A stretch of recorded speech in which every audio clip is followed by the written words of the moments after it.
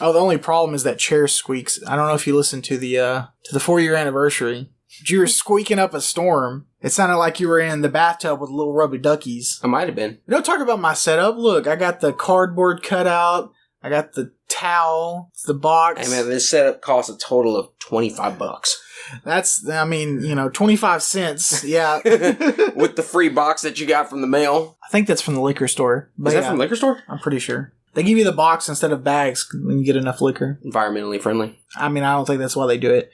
But we saw Brendan Shaw last year. That's how you pronounce it, right? Brendan Schaub. Brendan saw my nuts.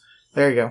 There you go. And they were recording it. I don't know if they ever planned on doing like a Netflix or something. So he used that as clips on this show, but actually, surprisingly, he did that one. So we saw him in San Antonio. Yeah. But then he was doing Dallas a couple weeks later at the Addison Improv. Okay. So we thought about wrestling around with the idea of seeing... Oh, yeah, because that's right. Because he went in September, and then he was going to be at the Addison Improv in November. Okay. And at first, with my son's situation, we didn't think we were going to see him. So, we were like... I should have listened to Sandy, really. Or, Miss Beach. Yeah. So she was like, well, let's just do Dallas because it's closer. We can find someone to watch, blah, blah, blah. But then I was like, no, because he said this one was going to be the very special one, the biggest one, blah, blah, blah.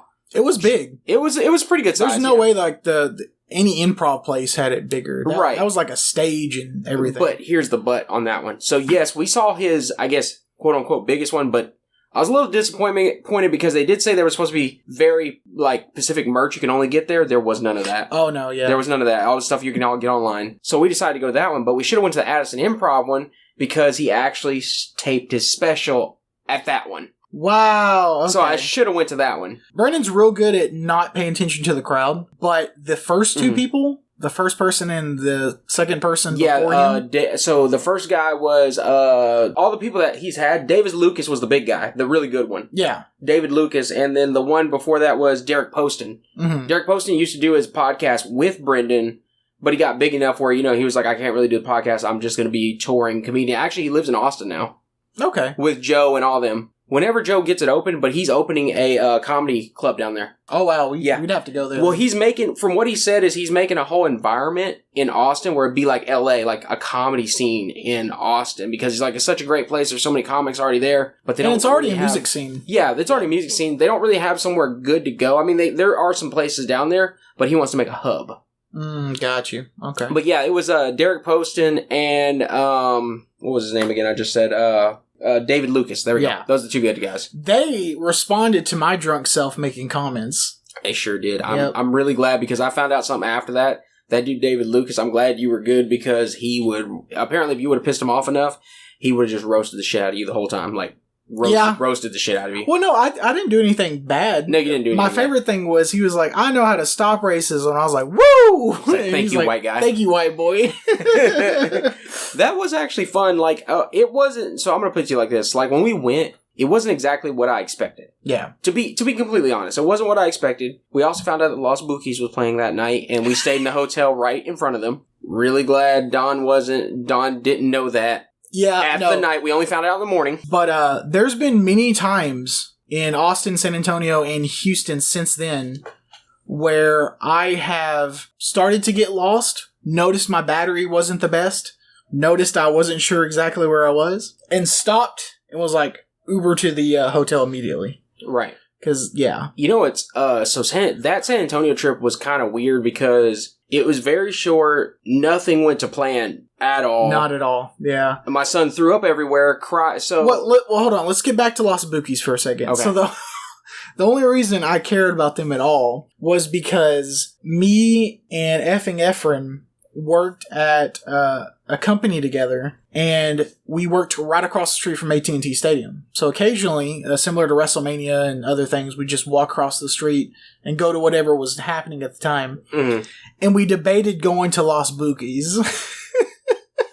So the fact that Los Boogies was in the hotel across the street from us, and a bunch of the fans were wearing the t-shirts the next day, all them 60-year-old Mexicans. Yeah. Actually, it's funny because you say that, because that was the older crowd last year, but then actually just recently, last week, a younger Hispanic performer was very popular right now. I think it's Grupo or whatever it is. Mm-hmm. But he's with the younger crowd, so a lot of our, like, my friends in the 30-year-old group and stuff all went because he's in the younger crowd. Right. So the older last year, younger, and then the youngest would be Bad Bunny. Is Bad Bunny Hispanic? Yeah, well, he's Puerto Rican. Jarvis invited us to Suicide Boys. Oh, man, he's going to see Suicide Boys? Yeah.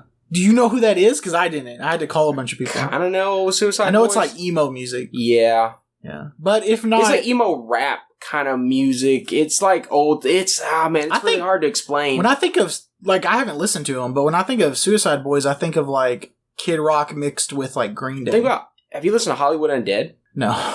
Kind of similar to that. Is it... So it's rap emo? Kind of, yeah. When the school shooter enters the studio. Right. But back to the story. Yeah. Actually, San Antonio was a weird one because it's almost a blur to me because we weren't there very long. We just basically went. One day, yeah. Yeah, not even a day, actually. HEB was the highlight. Yeah, it wasn't even a day, actually. I think it was more like 16 hours, to tell you the truth. Yeah. Because we found out a couple of things there.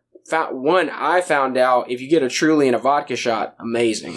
It is, yeah. So one vodka shot in Truly changes the taste. Right, a tall boy Truly. Not at all. Yeah, a tall boy Truly. But it gives you a much higher alcohol content. Much higher. So you're taking a shot while we drinking. got buzzed off that. And then what else did we find out? We found out, Los Bookies was playing behind us, and then he found out not to be dumb anymore. Yeah. I barely remember it. So you brought the Glenlivet 12 year for me to try, and then you brought Buffalo Trace as payment for watching your son. Yes. Which it ended up, I couldn't watch him because he started puking everywhere. So Sandy didn't want to leave. So I ended up going to the concert and I was like, oh, I didn't drink properly for this. So I started taking shots and stuff. So I'm pretty intoxicated at this concert. Right. And we were like, yeah, let's go to the bar and get some. And then the guy was like, we only got like beer only. Well, I know that you've come around to beer. Yeah. But even at that time, you were like, I'm not really a beer person. So we were doing like the White Claws and Trulies and stuff. Right. At first I was going to get a beer, but then I saw they had those. And I was like, I'd much rather drink those. Much rather, yeah. Yeah, much rather. The trip was easy though. The trip there, the trip back, and actually on the trip back at your old job, remember we visited your one location. Yeah. That was interesting. That was fun. Well, I had alcohol breath and... we ate at a McDonald's afterwards. Yeah, and I smelled bad because I had the same jersey on that I walked around downtown San Antonio where I got lost for 4 hours. Right, and then Brendan Schaub said you're the biggest XFL fan I've ever met. Yeah, that's my bet. So Anthony got the VIP meet and greet, and then I kind of stole it just because I was wearing an XFL jersey, and he was like, oh, I really like the XFL. So yeah, and like he said, he played college ball, and then he was on the practice squad for the Bills. Okay. But he didn't make it past that. I like the Bills. The Bills are my second favorite team. I think the Bills are good this year, aren't they? I mean... They're going to be... Well, they got some good picks. They've had good defense. But, yeah, getting lost in San Antonio was not fun. Made friends with a bunch of homeless people, though. Yeah, I went to the wrong one the first time. Right, which the one you went to, because I remember you went to the Boham Exchange because we talked about it. Well, no. So Sandy kept saying that it was the one off the dock or whatever that was over by the Riverwalk. Yeah, the Riverwalk. But the one we were in was actually not the Riverwalk one. So when I Googled La Quinta by Riverwalk... It was right there. It was the one 3 miles up. Mm-hmm. We were technically the La Quinta downtown. Yeah.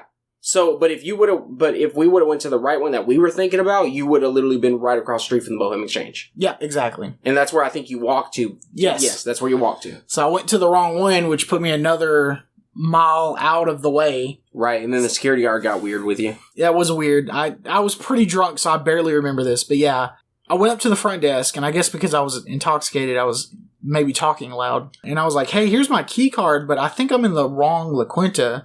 She's like, okay, 1 second. And she types on her computer, and then like a few minutes later, security comes and escorts me out. Oh, okay. So that's how we're going to do it now. The security guard's like telling me where I'm at in relation to... Where you need to be. Where I need to be. I'm like, okay. So I look at my phone. I'm like, because it turns, I made it from a 1.5 mile walk to a 3 mile walk.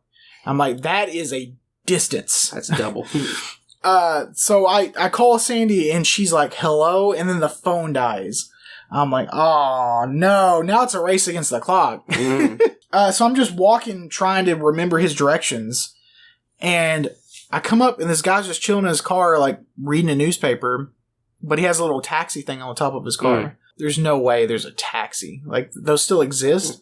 I'm like, hey, I'm at the wrong La Quinta. There's one just like 2 miles up the road. Can you get me there?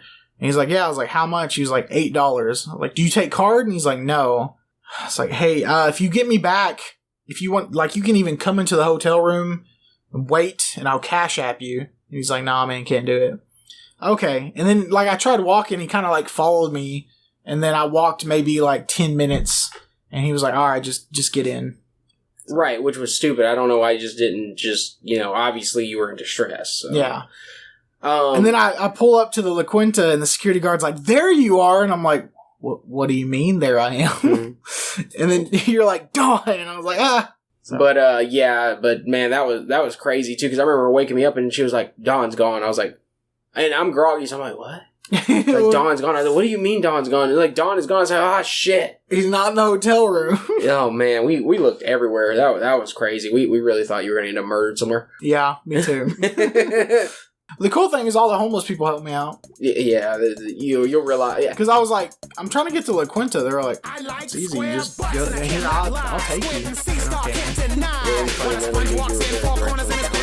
Phone book implants, the crowd shouts. All the ladies stare. Dang, those pants are square. Swinging through the seaweed tangles is a butt with sharp right angles. Now